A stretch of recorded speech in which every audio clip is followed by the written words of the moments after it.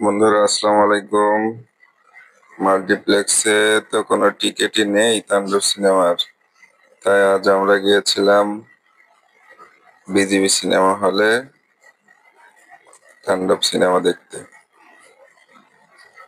গিয়ে তেমন একটা দর্শক খুব বেশি চোখে পড়লো না, যদিও দুপুরের শো এই কারণে হয়তো বা বেশি লোকজন ছিল না। হ্যালো বন্ধুরা, এখন আমরা আছি সিনেমা হলে। আমরা আসছি সিনেমা দেখতে। তোমরা কি আমার সাথে দেখবে? তো অবশ্যই লাইক কমেন্ট শেয়ার করে দিয়েছো। তো এখন চলো সিনেমা হলে। তাণ্ডব সিনেমা আসলে যে হাইপ নিয়ে শুরু হয়েছে, কিন্তু আমার মনে হয় এটা শেষ পর্যন্ত এই হাইপ ধরে রাখতে পারবে না, কারণ তুফান বা বরবাদের মতো যে অ্যাকশন সেগুলো তাণ্ডব সিনেমায় নেই। দ্বিতীয়ত এখানে যে শেষ 10 মিনিটের টুইস্ট ছাড়া ফার্স্ট হাফ খুবই স্লো এবং বেশ একঘেয়েমিই বলা চলে। আর রায়হান রাফি সাহেব আসলে শেষে চমক দেখানোর জন্য অনেক কিছুই করতে চান সবসময়। ছবির শেষ সময়ে এসে একটা সাসপেন্স রেখে দেন যাতে সিকুয়াল করা যায়, সেই জন্য আর কি। কিন্তু শেষ পর্যন্ত আমার মনে হয় তাণ্ডব সাকিব খানের জন্য যতটুকু চাই ততটুকু যাবে, কিন্তু আলটিমেটলি সাকিব খানের বরবাদেকে ছাড়াতে পারবে বলে আমার ব্যক্তিগতভাবে মনে হয় না। তবে সাকিব খানের অভিনয় দুর্দান্ত ছিল। জয়া আহসান খুবই দারুণ অভিনয় করছে। তারপর সাবিলা নূর খুব ভালো অভিনয় করছে।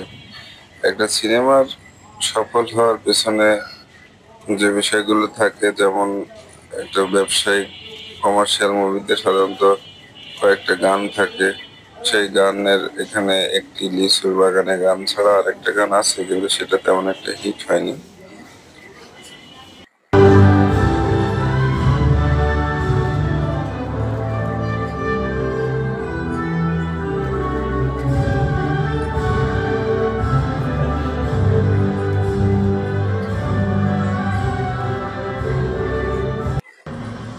সিনেমার যে প্লট, একটা যে মন্ত্রী এবং পুলিশের ঊর্ধ্বতন কর্মকর্তাদের এভাবে আহ, উম, অপহরণ করে নিয়ে লাইভে নিয়ে আসা একটা টেলিভিশন চ্যানেলের মাধ্যমে, এরকম অনেক সিনেমাতে এই ধরনের প্লট ব্যবহৃত হয়েছে। এবং এটা কোনো কমন কোনো আনকমন কোনো গল্প না, এটা ভেরি মাস কমন গল্প আর কি। তবে শাকিব খানের অভিনয়ের কারণে সিনেমাটা মানে বেশ আগাইছে। একাই বলা যায় যে শাকিব খান একাই সিনেমা টেনে নিয়ে গেছে। অজয় হাসান খুব ভালো দুর্দান্ত অভিনয় করছে। আর শেষ 10 মিনিটে বেশ কিছু টুইস্ট ছিল। এই টুইস্ট যাতে সিকুয়াল করা যায়, মানে পরের দ্বিতীয় পর্ব বলা যায়, যদি করা যায় সেক্ষেত্রে, সেজন্য আর কি এটা। যেমন আমরা তুফানের ক্ষেত্রে দেখেছিলাম যে তুফানের সিকুয়াল করার জন্য শেষে একটা সাসপেন্স ছিল, ঠিক আমরা তাণ্ডবেও সেটা দেখলাম। এরকম একটা সাসপেন্স সেখানে আছে। আর মানে কিভাবে স্বাধীন মিখাইল হয়ে উঠলো বা এইভাবে ডিসগাইজ হিসেবে সে কিভাবে থাকলো, হয়তো বা আমরা দ্বিতীয় পর্বে এটা জানতে পারবো। আর সিনেমার আসলে একটা উল্লেখযোগ্য উপস্থিতি ছিল সিয়াম আহমেদ ও আফরান নিশোর উপস্থিতি। সিয়াম আহমেদ তার যতটুকু অভিনয়, দুর্দান্ত অভিনয় করছে এবং এই সময়ে দর্শক খুবই হাততালি দিয়েছে।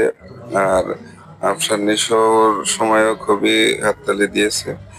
মনে হয় আফরান নিশো এবং সাকিব খান দুইজন মিলিয়ে হয়তোবা তাণ্ডব 2-তে তারা দুইজনে অভিনয় করার একটা সম্ভাবনা রয়েছে বলে আমার মনে হয়, যার কারণে এরকম একটা সিকোয়েন্স এসেছে আর কি। আর সিনেমা শেষ করার পরে দর্শকদের মোটামুটি ভালোই সাড়া ছিল। শেষ 10 মিনিটের আসলে স্মৃতি সবার মাথায় থাকে, সেই হিসেবে সবাই বেশ ভালোই সিনেমা সম্পর্কে